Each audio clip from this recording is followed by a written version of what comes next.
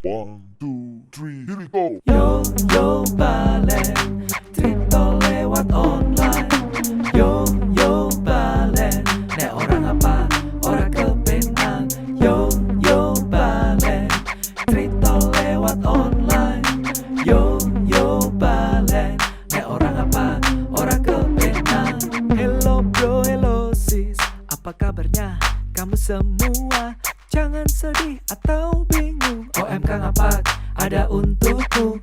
Mari, mari kita berbagi untuk saling sapa, jadi berkat bagi semua. Yo, yo, balen, cerita lewat online. Yo, yo, balen, nek orang apa, orang kepenang. Yo, yo, balen, cerita lewat online. Yo, yo, balen, nek orang apa, orang kepenang.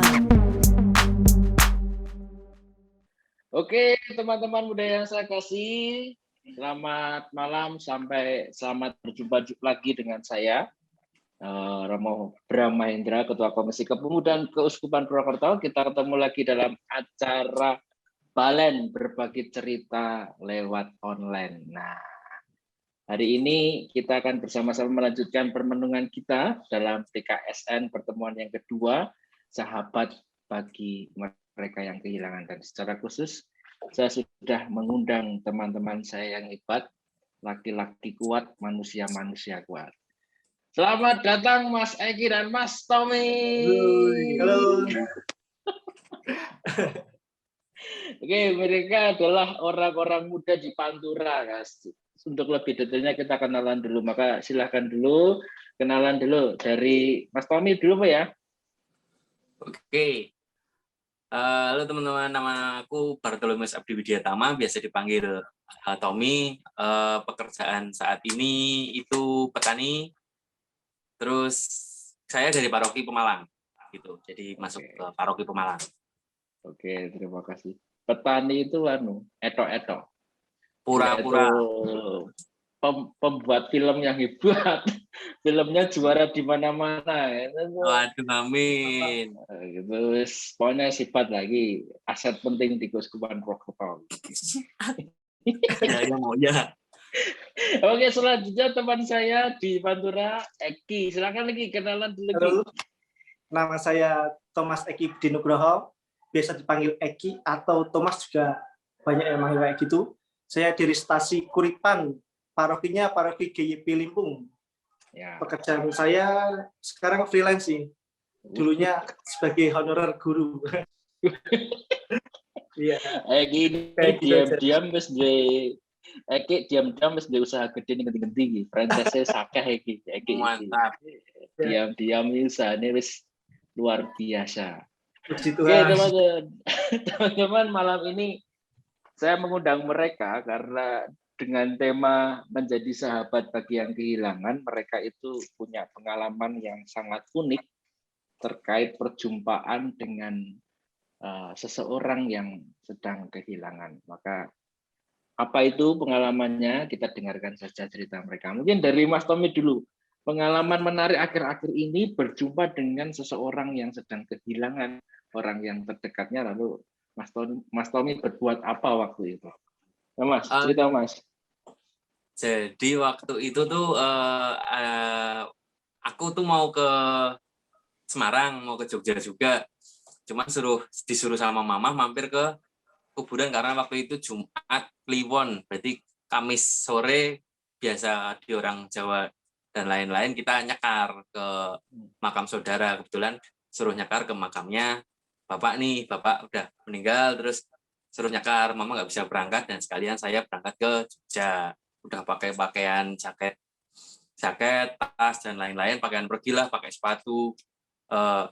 Datanglah ke kuburan. Di situ ramai banget memang. Kuburannya itu bukan cuman untuk jadi umum dan seperti biasa di situ ada beberapa kuburan yang isinya teman-teman Katolik nih. Nah, waktu itu ke bapak terus sudah nyekar, lagi doa, tiba-tiba ada ibu doa kan. Mungkin kalau saya dengan teman-teman beda, aku doanya mungkin bisa ke mata masih ke sana sini gitu. Cuman sambil doa, ada ibu datang, anak datang, mereka berdua, mereka ibu, anak 3, semua jilbaban, semua pakai hijab. Kemudian datanglah ke sebelah makamnya Papa. Jadi kita jarak cuma 2 meter nih, keletan makam Bapak, terus ada ibu. Nah, ibu-ibu itu bersih-bersih sambil aku masih doa, ibu-ibu bersih-bersih. Berapa kali colong-colong mata melihat aku berdoa. Terus anaknya juga. Nah, setelah aku selesai berdoa itu, justru aku mau pulang, berdiri. Terus ibu itu manggil, Mas, boleh minta tolong didoain sambil nunjuk makam tersebut. Makam tersebut itu makam dengan palang salib. Jadi ada salibnya. Ada salibnya, kemudian ibu nyuruh itu. Nah, aku bingung. Lah niki sinten siapanya ibu gitu. Saking bingungnya menanyakan hal seperti itu karena spontan. Enggak spontan. Karena terus spontan ibu itu bilang seperti itu, bilang, Mas tolong doakan makam ini. Nah itu siapanya ibu? Dia bilang ini suami saya. Tanpa basa-basi, tanpa war-war, saya langsung berlutut, kemudian megang makam, terus berdoa nggak lama. Anak liatin semua nih ke aku nih, anak 3-3-nya nih. Jadi mereka berempat ya, ngeliat aku nih. Terus aku berdiri, isi ibu juga berdiri. Kemudian aku malah yang bilang ke ibu, Bu makasih ya, gitu dengan spontan juga. Mungkin kalau secara logika yang harus bilang terima kasih sih ibu dan anak-anak. Cuman kenapa aku spontan bilang terima kasih, bukan sama-sama tapi terima kasih. Nah dari situ aku rasa senangnya keluar setelah aku bilang terima kasih, karena benar-benar aku yang orang nggak dikenal terus dipercaya untuk doa di situ. Dengan latar belakang kita yang berbeda, saya yang meninggal dan ibu. Yang meninggal itu ternyata teman-teman Kristen juga. Jadi kita berbeda semuanya nih, ibunya Muslim, yang meninggal suaminya Kristen, saya Katolik. Kemudian suruh doakan. Mungkin mikirnya ibu doanya sama, terus nyampe ke Tuhan. Gitu. Tapi aku mikir ya, ini kayak aku siapa, tiba-tiba disuruh seperti itu. Kemudian aku terima kasih, ibunya bilang, terima kasih Mas. Anak-anak bilang terima kasih, aku pulang. Pulang dengan kemudian nyetori mungkin di Romo Bram ya. Dan teman-teman lain banyak banget yang DM tentang itu. Api Mas, api ini. Di jalan pulang malah kemudian kelingan terus momen itu. Kok aku sih ngopo? Jadi itu sebenarnya masih pertanyaan kemudian, kenapa sih aku? Ya. Oke, itu satu pengalaman yang menarik ya. Tiba-tiba saja diminta mendoakan jenazah yang tidak kita kenal tuh ya Mas. Kenal orang dengan? Sama sekali nggak kenal. Bahkan waktu mendoakan itu tidak tahu agamanya apa toh. Dengan sama sekali nggak tahu. Saya cuma tahu itu ada salib. Taunya Katolik. Oh iya gitu. Sebelum mengkonfirmasi ke orang tua, itu saya tahunya ya udah Katolik karena salib. Ya. Tapi ternyata berbeda. Ternyata yang didoakan orang Kristen dan yang meminta adalah seorang Muslim. Dan yang mendoakan adalah Mas Tommy, orang muda Katolik. Iya. Oh, luar biasa itu pengalaman.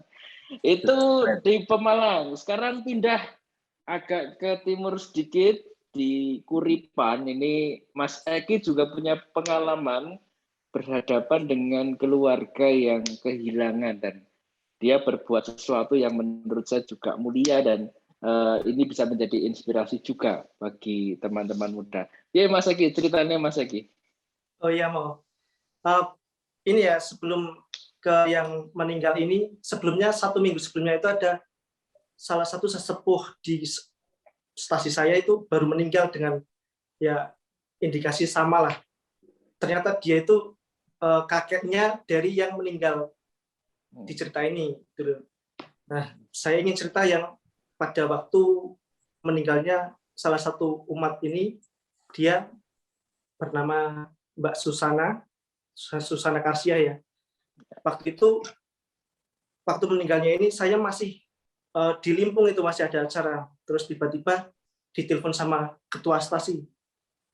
Di mana, Mas, masih ada acara Pak di Limpung. Wah, ini ada kabar duka. Mbak Karsiah meninggal dunia, kayak gitu kan. Waduh, langsung setelah acara selesai langsung ngebut pulang, itu langsung nggak mandi nggak apa, langsung ke tempatnya, ke rumah duka. Nah di situ udah rame banget, kan ini kan masih suasana COVID loh, tapi di situ kayak namanya orang desa ya, agak nggak terlalu peduli lah dengan COVID kayak gini. Untel-untelan di dalam rumah rame banget, banyak yang nggak bermasker kayak gitu kan. Di luar juga rame banget.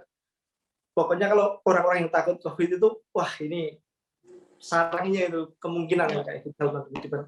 Nah, pada waktu itu, waktu jenazah mau disucikan, umat situ itu pada takut, tetap pada takut, banyak yang takut. Ini COVID atau bukan kayak gitu. Mungkin dalam hati mereka seperti itu. Soalnya sebelum meninggal itu 1 minggu sebelumnya dia udah ada indikasi sesak napas, batuk yang benar-benar kayak di berita-berita itu gejala-gejala COVID itu. Terus pas mau dimandikan, akhirnya Pak Ketua Stasi bilang, ibu-ibu nggak apa-apa ini kalau mau memandikan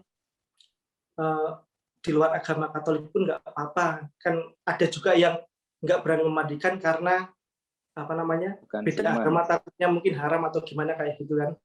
Terus akhirnya dengan pengertian dari Pak Ketua Stasi, akhirnya mereka berani memandikan, dan setelah memandikan didandanin dengan rapi. Itu pun masih banyak yang ketakutan, dan di situ syukur Bu Ketua Stasi berani mendandani, dan dengan beberapa ibu yang lain, walaupun dengan sarung tangan dan lain-lain. Nah, setelah itu baru pengalaman yang berharga setelah ini. Nah, itu setelah di make upin dan lain-lain. Nah, itu mengangkat mayatnya itu, jenazahnya itu, wah di situ sebenarnya dalam hati saya itu, walaupun saya waktu di posisi itu agak nggak terlalu peduli dengan COVID, tapi masih punya rasa takut. Nah, pas di situ saya berpikir, dalam nama Tuhan Yesus nggak apa-apa lah saya ngangkat jenazahnya, yang penting saya habis ini juga cuci tangan kayak gitu kan. Nah, sebelum itu juga saya terinspirasi dengan Romo Rendy. Waktu itu kan Romo Rendy masih bertugas di sini.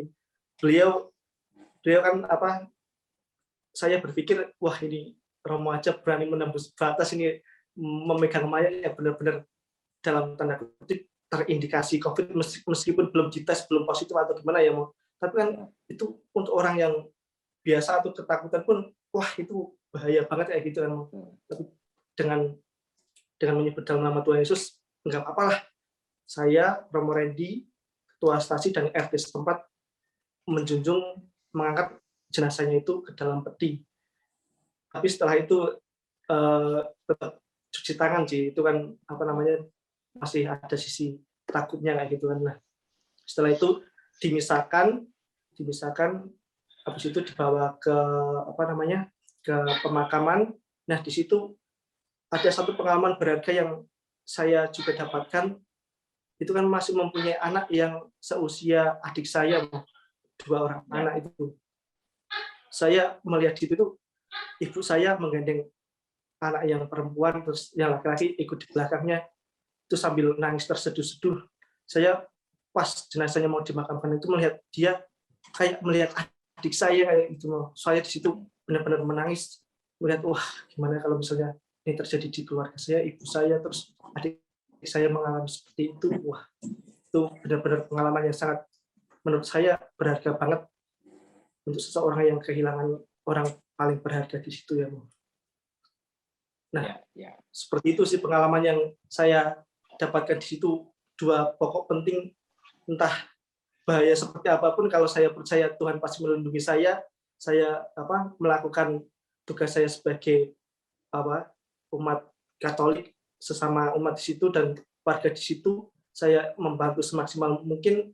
Tuhan bakal melindungi saya kayak gitu. Dalam hati saya berpikir kayak gitu.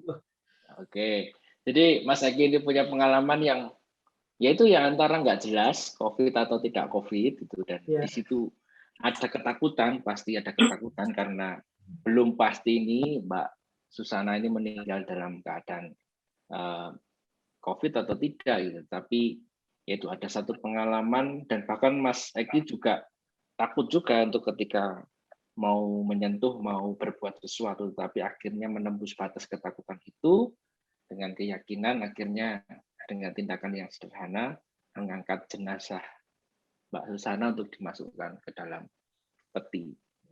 Nah, tapi poin pentingnya adalah Mas Tommy sama Mas Eki melihat nggak atau merasakan nggak apa yang dialami oleh keluarga yang kehilangan itu begitu kalian berdua itu membantu dengan tindakan yang sederhana itu. Mas Tommy tadi mendoakan, Mas Eki tadi menggotong jenazah dan kemudian mengantar keluarga sampai ke pemakaman.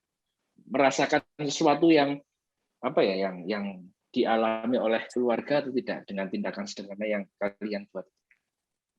Mas Tommy. Oh, saya dulu ya. Ya. Kalau soal merasakan tentang apa rasanya keluarga yang didoakan, mungkin nggak bisa berekspektasi karena mereka juga mungkin ketika mau nembung pun takut karena beberapa kali mencoba melihat aku ketika aku berdoa. Cuman kalau melihat dari sisiku sendiri, oh hebat sekali keluarga ini untuk kemudian mempercayakan orang yang nggak dia kenal, orang yang nggak dia kenal kemudian dipercayai untuk mendoakan suaminya gitu.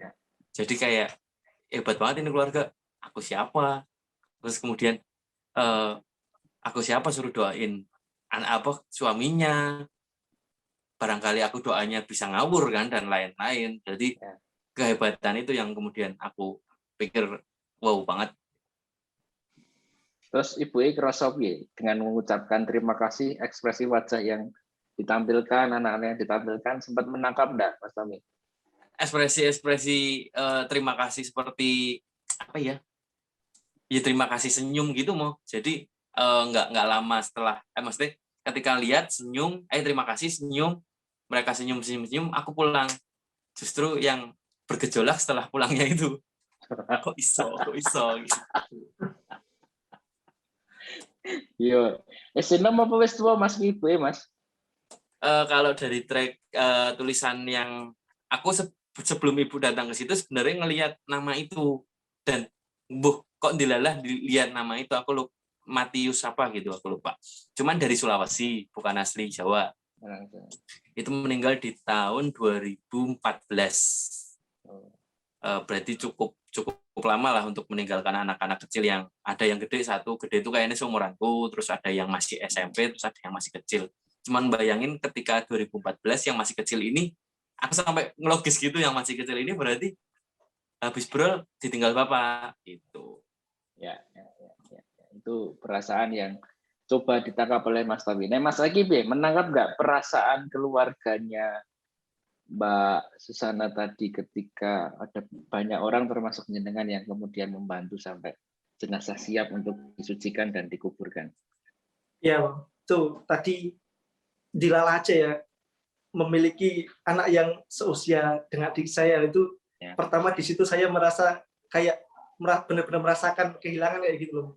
Kehilangan seorang ibu, terus punya adik-adik kecil yang ditinggal ibunya itu, wah rasanya beneran menusuk hati gitu loh, sampai cara nggak sadar nangis pas di pemakaman itu. Seperti itu. Suaminya ada nggak sih Mas? Ada, itu suaminya itu beda iman mau. Beda iman. Iya. Sempat ngobrol nggak dengan suaminya ketika? Suaminya lemes, kayak apa ya? Nggak bisa ngapa-ngapain gitu loh, terpukul banget. Terus bapak ibunya juga hanya pingsan saja di dalam kamar, nggak sadar-sadar sampai apa dimakamkan itu baru sadar. Keluarga juga yang di situ cuma anaknya nangis, anaknya aja sampai mau pingsan itu Mas pas di situ. Ya. Setelah hari itu pernah ketemu, ngobrol lagi, ada omongan apa gitu mungkin? Belum pernah ketemu lagi setelah itu. Tapi saya berpesan ke adik saya itu Mbak Andre, namanya kan Andrea, Mbak dicek dolan dek, istilahnya menghilangkan perasaan dukanya gitu kan, dicek dolan game atau PS apa gitu. Ya, oke teman-teman, ini dua pengalaman yang menurut saya bisa menjadi titik tolak refleksi kita gitu ya di pertemuan kedua BKSN ini. Jadi BKSN yang kedua ini kan cerita tentang bagaimana kita sebagai orang muda mau menjadi sahabat bagi mereka yang kehilangan, dan tentu inspirasi dasarnya adalah Tuhan Yesus sendiri. Yesus dalam pertemuan yang kedua ini diceritakan berjumpa dengan keluarga Betania, keluarganya Maria dan Marta. Mereka saudara-saudara Yesus yang baru saja kehilangan Lazarus yang meninggal. Dan teks yang begitu panjang yang nanti akan teman-teman baca dan dalami itu mengisahkan bagaimana Yesus memberikan peneguhan kepada Maria dan Marta yang belum terima dengan suasana suasana kehilangan itu. Mereka berontak, mereka juga mempertanyakan Allah, mereka mempertanyakan kehendaknya, kok ini terjadi dalam diri keluarga mereka. Dan Yesus memberikan peneguhan-peneguhan, tindakan-tindakan yang meneguhkan mereka, meneguhkan iman, meneguhkan harapan mereka, menenangkan sisi psikologis mereka. Dan yang menurut saya luar biasa adalah bahwa Yesus melakukannya tindakan-tindakan yang sederhana. Persis seperti yang dilakukan oleh teman-teman kita, Mas Tommy dan Mas Eki ini. Jadi Yesus datang ke rumah duka dan berbuat sesuatu di sana. Bertemu dengan keluarganya, melihat realitanya, hadir di situ. Jadi dengan situasi kematian Yesus datang dan hadir.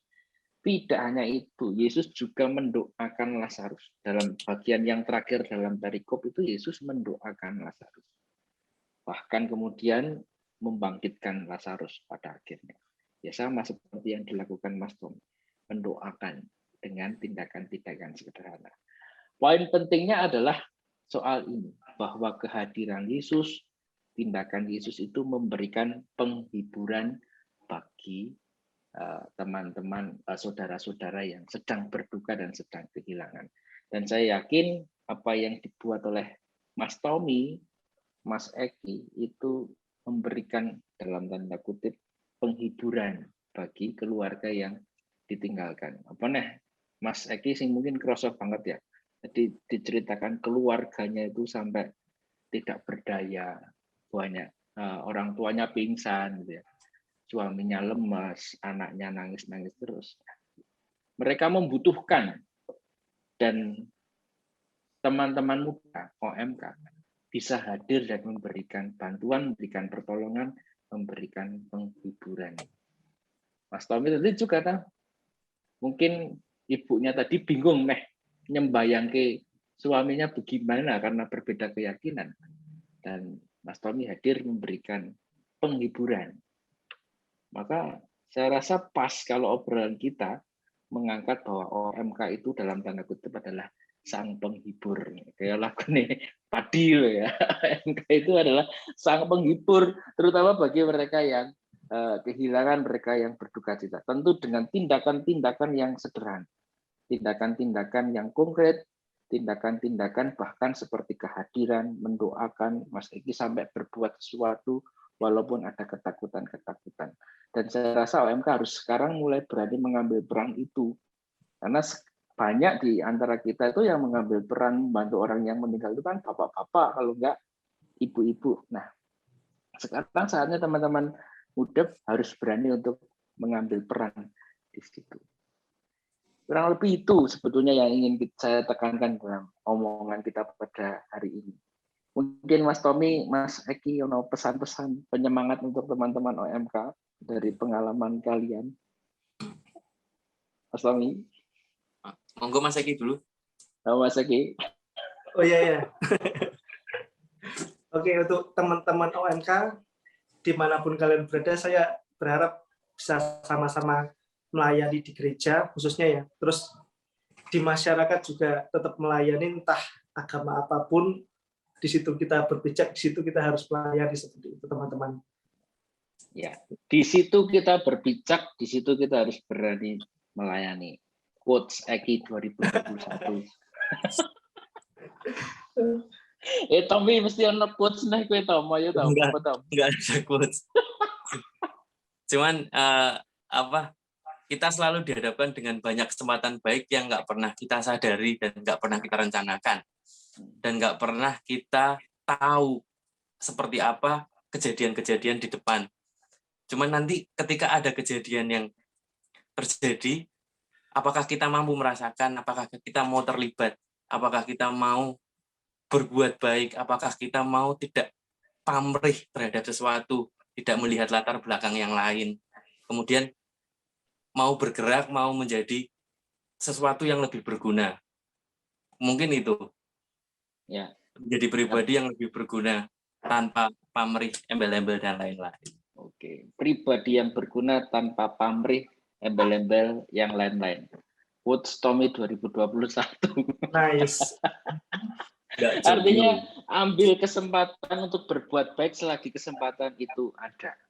Artinya kalian sebagai orang muda, agent of change, kalau kalian mengatakan generasi kalian itu, ya salah satunya adalah change-nya adalah berbuat kebaikan. Ketika ada kesempatan, silahkan berbuat baik.